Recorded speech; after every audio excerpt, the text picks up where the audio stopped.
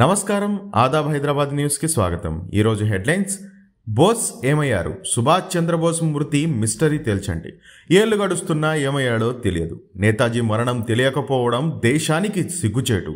దర్యాప్తు చేస్తామన్న బీజేపీ నోరు మెదపడం లేదు. నేతాజీ జయంతి సభలో సీఎం మమతా బెనర్జీ విమర్శలు.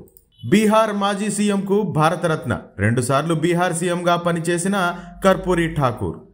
శత జయంతి సందర్భంగా ప్రకటించిన కేంద్రం. 1924 జనవరి 24న జన్మించిన కర్పూరి. తొలి కాంగ్రెసేతర సీఎంగా కర్పూరి ఠాకూర్ రికార్డు. ఫిబ్రవరి నుంచి ఫ్రీ కరెంట్ 200 యూనిట్ల వరకు అమలు చేస్తాం. 100 రోజుల్లో ఇచ్చిన హామీలు నెరవేరుస్తాం. తెలంగాణను బీఆర్ఎస్ అప్పులపాలు చేసింది. అందుకే హామీల అమలులో జాప్యం. కాంగ్రెస్లోకి 30 మంది ఎమ్మెల్యేలు.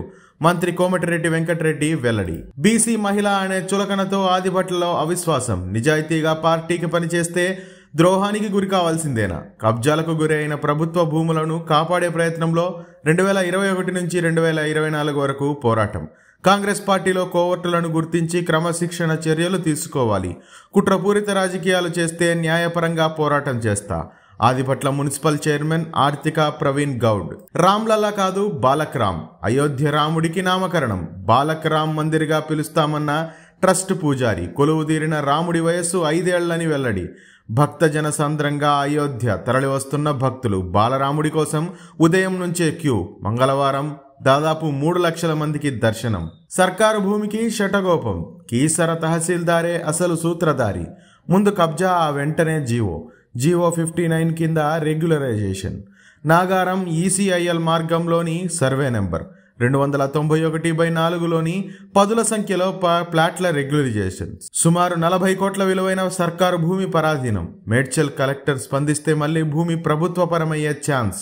అడుగడుగున అడ్డంకులు. రాహుల్ యాత్ర అసోంలో అడ్డగింత.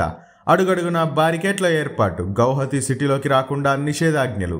రాహుల్ నక్సల్స్ పంథా అనుసరిస్తున్నారు. మండిపడ్డ సీఎం హిమంత్ బిశ్వ శర్మ. రాహుల్పై కేసు పెట్టాలని పోలీసులకు ఆదేశం. తన యాత్రతో బీజేపీలో భయం పట్టుకుందన్న రాహుల్ గాంధీ. తవ్విన కొద్దీ లోపాలు. తప్పుల తడకగా ధరణి పోర్టల్. మరింత లోతైన అధ్యయనం చేయాల్సిందే. ధరణి కమిటీ సభ్యుడు కోదండరెడ్డి వెల్లడి. పోర్టల్పై 3వ సారి సీసీఎల్ఏలో సమావేశం.